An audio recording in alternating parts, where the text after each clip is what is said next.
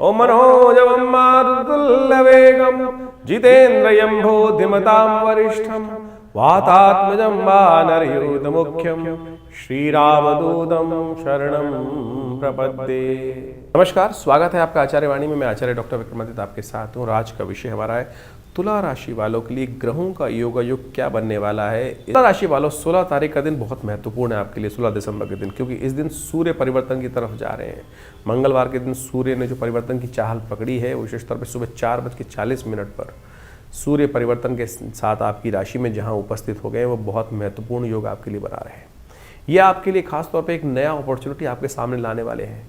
वैसे तो खर मास चल रहा है, खर मास में सूर्य की चाल थोड़ी हल्की हो जाती है, लेकिन इस बार जो सूर्य की चाल है वो आपके लिए बहुत महत्वपूर्ण है। खर मास होते हुए भी यदि हम बात करें तुला राशि वालों के लिए तो महत्वपूर्ण समय रहेगा। खर मास में कहा जाता है कि सूर्य के जो घोड़े होते हैं थक जाते हैं और भगवान सूर्य उनकी लगाम को थोड़ा हल्का कर देते हैं, उनको विश्राम करने को थोड़ा कह देते हैं, और ऐसे में थोड़े अटक अटक के चलने शुरू हो जाते हैं। सूर्य की चाल भी ऐसी हो जाती है, लेकिन आपकी राशि में ये चाल जो है यही आपको लाभ देने वाली है। आपके लिए बंद दरवाज़ों को खोलने के रास्ते देने वाली है। बस थोड़ा सा आपको अपने आप को अलर्ट रखना पड़ेगा। क्यों? क्योंकि इस समय मंगल अस्त है, शुक्र जो है वो भी अस्त हो गए हैं। तो थोड़ी सी जो चाल है आपके लिए वो कहीं ना कहीं थोड़ी सी कूटनीति का इस्तेमाल करते हुए कार्य करना है। कुनीति नहीं, कूटनीति का इस्तेमाल करते हुए कार्य कीजिएगा। परिवार को साथ लेके चलिए, समय का सदुपयोग करते हुए चलिए, पराक्रम को भूलिए मत। बस आपके पराक्रम से ही चीज़ें आपके लिए सपोर्ट करने के योग बहुत अच्छे से बनती दिखाई दे रही है। गारंटी दे रहे हैं सूर्य और शुक्र का योग और सूर्य मंगल का योग जो है आपके लिए खासतौर पे आपके प्रयास नेगेटिव नहीं होंगे। बस गलत काम मत करना। गलत काम जो नुकसानदायक है किसी को, आप मतलब आमतौर पे क्या होता है ना कि कुछ वक्त होता है कि सही दिशा से पैसे आने वाले हैं या गलत दिशा से सफलता आने वाली है। आपकी राशि में इस वक्त दिखाई दे रहा है कि सही मार्ग से ही आपको लाभ के योग बनेंगे। गलत मार्ग पे जाने की आवश्यकता ही नहीं। जब सही मार्ग से आपके कार्य बनने के योग हैं तो इसलिए गलत मार्ग पे कई बार दुविधा के चक्कर में फंस जाते हैं कि इसको पकड़ लो, बहुत बढ़िया। लेकिन आपकी राशि के दृष्टिकोण से मान लीजिए ये ग्रहों का परिवर्तन जो होने जा रहा है ये सही मार्ग, धर्म के मार्ग से ही आपको लाभ देने के योग बनाने वाला है। भविष्य की बहुत सारी इंट्यूशंस आपके समक्ष में आती दिखाई देंगी। ज़्यादा चिंता ना करें, भगवान सूर्य को थोड़ा बल देने का प्रयास करें, थोड़ा मंगल को ताकत देने का प्रयास कीजिए। मंगल कमज़ोर है इस वक्त आपकी राशि के दृष्टिकोण से, जो आलस्य करा रहा है, इसलिए आलस में ना फंसिए, थोड़े अलर्ट हुई। सर्दी का मौसम है, कई बार क्या होता है आदमी थोड़ा रुक जाता है, अरे पता नहीं आगे बढ़ूँ ना बढ़ूँ। अलर्ट होकर काम करने का प्रयास कीजिए तो आपके लिए अच्छा रहेगा। ऐसे में आपकी राशि के दृष्टिकोण से कुछ खास उपाय भी आपको करने का प्रयास करना चाहिए। भगवान सूर्य का नित्यप्रति दर्शन, जल्दी उठिए, भगवान सूर्य का सुबह उदित होते सूर्य का दर्शन अवश्य किया कीजिए, उनको अर्घ्य दीजिए, गायत्री का पाठ कीजिए। तो धनु संक्रांति जो है वो विशेष तौर पर होने को तैयार है और एक खर मास माना जाता है। इस बार 15 दिसंबर की रात्रि में करीब 28 यानी सुबह 4 बजे, यानी आप मान के चलें 16 तारीख को सुबह 4 बजे सूर्य परिवर्तन की तरफ जा रहे हैं। संक्रांति सुबह 4 बजे होने के कारण से, रात्रि में सूर्यास्त होने के बाद से होने के कारण से इसका जो पुण्य है वो 16 तारीख को ही माना जाएगा। खरमास आरंभ हो रहा है और खरमास में क्या होता है कि सूर्य की गति थोड़ी कम हो जाती है। और ये सूर्य की गति, सूर्य ऊर्जा के मालिक माने जाते हैं।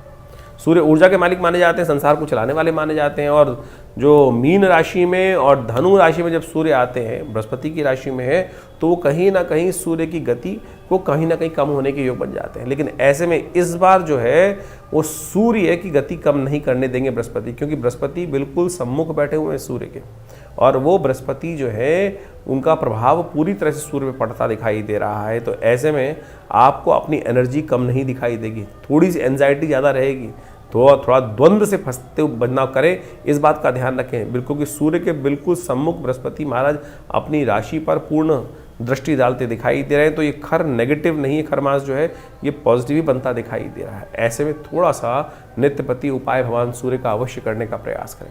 सबसे बड़ा उपाय हमने आपकी राशि के दृष्टिकोण से तो उपाय बताया ही है, लेकिन एक बात और ध्यान रखें, थोड़ी देर भगवान सूर्य का दर्शन अवश्य करें। हो सके तो एक तांबे के लोटे में थोड़ा जल लेकर और उसमें एक पीला पुष्प और साथ में थोड़ी सी रोली, लाल रंग की रोली जो मिलती है उसको डाल लीजिए और भगवान सूर्य का दर्शन करते हुए ओम अहे सूर्य सहस्त्रांशो तेजो राशि जगतपते अनुकंपाय माम भक्ता गणर्गम दिवाकरम भास्कराय नमः दिवाकराय नमः सूर्याय नमः, इन्हीं मंत्रों के द्वारा आप भगवान सूर्य को नित्यप्रति अर्घ्य देने का प्रयास करें। और ऐसे में कहा जाता है कि धनु की जो संक्रांति होती है उस समय में गर्म कंबल का दान, कपड़ों का दान, चप्पल का दान, जूते का दान, तिल का दान, गुड़ का दान यदि ब्राह्मणों को किया जाए, जरूरतमंद लोगों को किया जाए, तो भगवान सूर्य के जितने भी कमज़ोर स्थिति ज्योतिष में बनी हुई है उन सबको ठीक करने की स्थिति बहुत बढ़िया उत्पन्न हो जाती है। तो ये छोटे छोटे उपाय हैं, इनको अवश्य करने का प्रयास कीजिए। देखिए परिवर्तन की स्थिति अवश्य आपके लिए, सूर्य जो है इस बार हमने कहा नेगेटिव नहीं है, पॉजिटिव बनकर आ रहे हैं, तो इनका प्रभाव यदि मिल जाए, क्योंकि बृहस्पति की राशि में है, बृहस्पति से दृष्ट है, तो ऐसे में ये उपाय जो हमने आपको कहे हैं छोटे हैं लेकिन बिल्कुल बहुत बढ़िया लाभ आपको देने के योग बनाने वाले हैं। तुला राशि वालों 17 तारीख के दिन ग्रह नक्षत्रों का योग क्या है वो भी जान लीजिए। 17 तारीख को बुधवार के दिन आपकी राशि के दृष्टिकोण से प्रदोष का योग बन रहा है, बुध प्रदोष का योग। ग्रह आपकी राशि के दृष्टिकोण से बिल्कुल परिवर्तन की तरफ जा रहे हैं और ये परिवर्तन सीधा सीधा आपकी राशि के दृष्टिकोण से बड़ा महत्वपूर्ण है। आपकी राशि के दृष्टिकोण से आपको खासतौर पे क्या करना चाहिए, इस वक्त थोड़ा सा विनम्र होकर कार्य करवा लेना चाहिए। इस वक्त ग्रह आपके लिए खासतौर पे किस्मत को खोलने को तैयार बैठे हैं। आप थोड़ा विनम्र होइए, चीज़ों बड़े लोगों का आशीर्वाद लेने का प्रयास करें। घर के बड़े बूढ़ों के पैर छूकर जो भी कार्य करोगे ना, इन दिनों खास योग आपके लिए बनने वाला है कि वो सफलता की तरफ आपको अग्रसित करने वाला है। शाम के समय शिव का आशीर्वाद लें। बुध प्रदोष है, बुद्धि सही समय पर सही उपयोग रास्ता देने के लिए भगवान से यही प्रार्थना करें कि भगवान हमारी बुद्धि ऐसी हो कि सही दिशा पे काम करें। और कई बार लगने लगता है व्यक्ति को कि हमारे साथ न्याय नहीं हो रहा है, और तुला राशि वालों की तो खास तौर पर यह समस्या चलती है। तो बुध प्रदोष जब भी पड़े तो तुला राशि वालों को क्या करना चाहिए, भगवान शंकर के मंदिर में जाकर ये काम करना चाहिए। शाम को प्रदोष काल में, बुध प्रदोष के दिन जो भंग होती है, भंग के रस से भगवान का अभिषेक करने का प्रयास करना चाहिए। ओम नमः शिवाय का पाठ करते हुए, त्र्यंबकम मंत्र का जप करते हुए इसको कर लीजिए, कल्याण होगा। ईश्वरी कृपा से कल्याण मनोरथ सिद्ध होने के योग बन जाएंगे। 18 तारीख बृहस्पतिवार का अवसर है, मासिक शिवरात्रि का योग बन रहा है। ग्रह नक्षत्रों के दृष्टिकोण से चीज़ें आपके अनुकूल है। मन थोड़ा हल्का कम शक्ति में कम दिखाई दे रहा है, थोड़ा मन को प्रशस्त कीजिए। कोई गलत समय नहीं है, थोड़ा हल्का समय चल रहा है, इसलिए आलस में ना रहिए। बस इस बात का ध्यान रखते हुए कार्य, मन को मनाने का प्रयास कीजिए।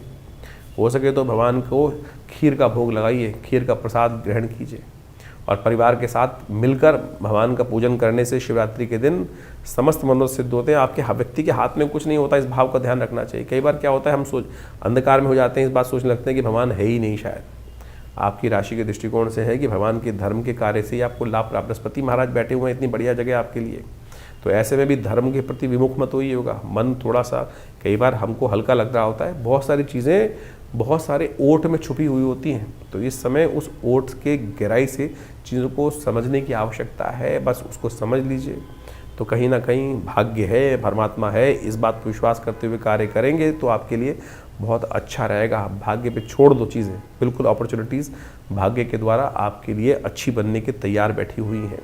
19 तारीख शुक्रवार का अवसर, अमावस्या तिथि विद्यमान है और ग्रह नक्षत्रों के दृष्टिकोण से आपकी राशि में जो योग बन रहा है वो बहुत बढ़िया बनकर तैयार हो रहा है। इसलिए हमने कहा आपको भाग्य पे चीज़ों को छोड़ने का प्रयास करो। आपके लिए चीज़ें अपने आप, मेहनत आपके सही दिशा में कार्य होने के लिए तैयार बैठे हुए हैं। थोड़ी बहुत कमी जो है वो पितरों का आशीर्वाद लेकर काम करने का प्रयास करें। पितरों के निमित्त गरीबों को भोजन करा दीजिए। इस दिन जो पितृ ऋण है वो भी निवृत्त हो जाएगा, चीज़ें आपके फेवर में आ जाएंगी। पितरों को, गाँव को, कहीं ना कहीं श्वान को कुछ ना कुछ भोजन कराने का अवश्य प्रयास कीजिए। ब्राह्मणों को भोजन कराने का प्रयास कीजिए। गायत्री का जप कीजिए, तर्पण कीजिए। ये बहुत ज़रूरी काम आपके लिए चल रहा है इन दिनों। किस्मत से आपके ग्रह आने वाले 6 महीने में वारे न्यारे करने के योग बनाने वाले हैं, इसलिए पितृ ऋण से निवृत्ति पौष की अमावस्या के दिन अवश्य करनी चाहिए। गर्म कपड़ों का दान करना चाहिए, ऊनी वस्त्रों का दान करना चाहिए, तिल से बनी हुई चीज़ों का दान करना चाहिए। पौष की अमावस्या के दिन समस्त मनोरथ सिद्ध होने के योग बन जाते हैं।